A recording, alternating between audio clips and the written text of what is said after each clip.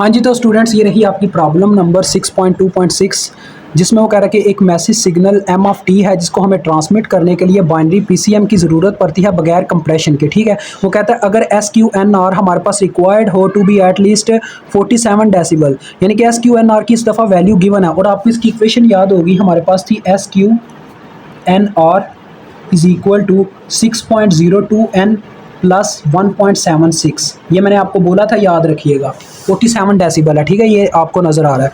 वो करता है डिटरमाइन कीजिए minimum value of L. L की मिनिमम वैल्यू आपने निकालनी है जिसका फार्मूला देखें क्या है, 2 की पावर एन। तो एन हमें बस फाइंड आउट करना है इसमें से।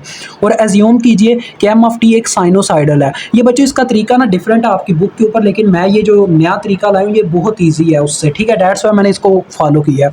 वो कहता है कि डिटरमाइन कीजिए कि actual S Q N R आपके पास क्या होगा obtained with this minimum L, यानी कि इस मिनिमम एल के साथ आपके पास क्या मतलब कि एस क्यू एन आर की वैल्यू आएगी। देखें सिंपल है, आपको बहुत इजी करके समझाऊंगा। देखें हम सबसे पहले n की वैल्यू को फाइंड आउट करने की कोशिश करेंगे। ठीक है, तो उसके लिए हम पता क्या करेंगे, जैसा कि हमें लॉ कहता है कि 6.02 n जो होता है बच्चों वो हमारे पास ग्रेटर दैन या इक्वल टू होता है एस क्यू एन आर के। ठीक है, असल इक्वेशन ये होती है।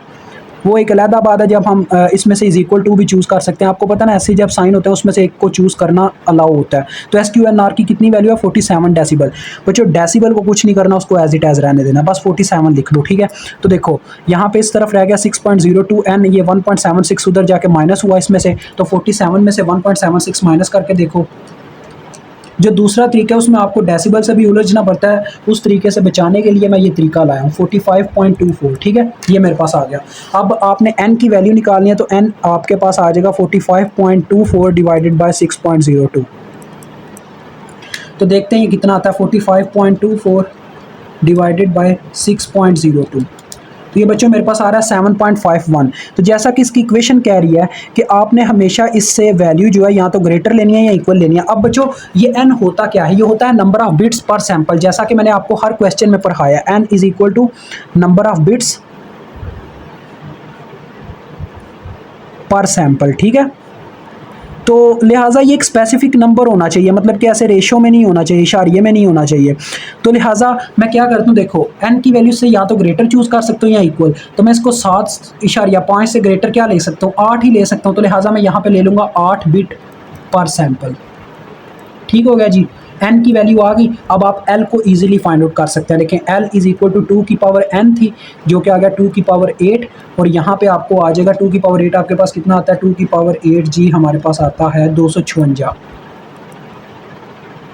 ठीक है, तो ये मेरे पास एल की वैल्यू आई, आप चेक कर सकते हैं, आपके उस आंसर में भी यही आंसर होगा। ठीक है, अब दूसरे नंबर पे हमने उसको बताना है कि एस क्यू एन आर की क्या वैल्यू आती है इस एल की वैल्यू के साथ। बच्चों एल को आप छोड़ दो, इसी फार्मूले से आप फिर से एस क्यू एन आर की वैल्यूज़ को दे सकते हो। बस एन की जगह आपने पुट कर देना है 8 अब। ठीक है, एग्जैक्ट नंबर पुट कर देना है, क्योंकि आगे आप एन को मालूम कर रहे थे।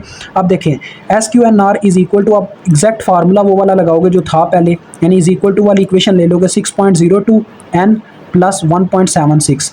आंसर आपको पता है डेसिबल में आना है, 6.02 इंटू 8 प्लस 1.76। इसको अपने कैलकुलेटर पे पुट करें, आपको कैलकुलेटर आंसर दे देगा 6.02 मल्टीप्लाई बाय 8 प्लस 1.76। बच्चों मेरे पास आंसर आ गया 49.92 डेसिबल। तो लें जी, आपका क्वेश्चन सॉल्व होता है। मुझे उम्मीद है आपको इसकी समझ आई होगी और आपने बहुत इंजॉय किया होगा हमारे इस लेक्चर को।